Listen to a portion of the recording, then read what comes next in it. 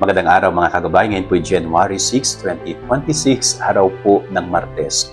Ako po si Father Marvin at ang ating ebanghelyo ay hango sa ebanghelyo ni San Marcos, chapter 6, verse 34 to 44. Ganda po ng gospel na ito.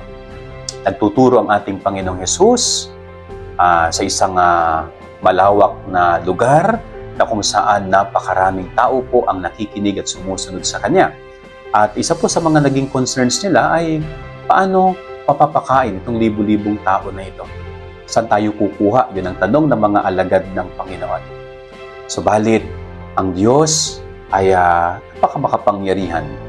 Gumawa siya ng isang milagro na kung saan dinoble niya, higit pa sa inaasahan ang kakaunting pagkain na available nung time na yon.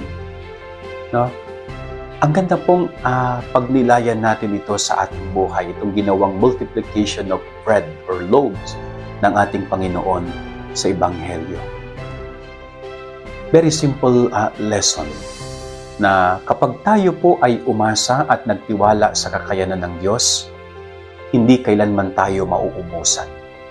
At higit sa lahat, hindi kailanman tayo mawawalan na kapag inilagay natin ang ating tiwala sa Diyos, kapag tayo ay nanalig na hindi niya tayo pababayaan, anumang maliit na pagkakasya yan, anumang kakarampot ay dumarami yan pagdating sa kakayanan ng Diyos. Kaya very simple lesson po is huwag nating pagdudahan ang kayang gawin ng Diyos.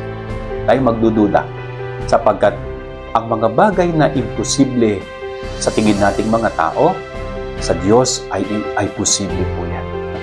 Walang imposible sa Diyos. Tatandaan po natin yan.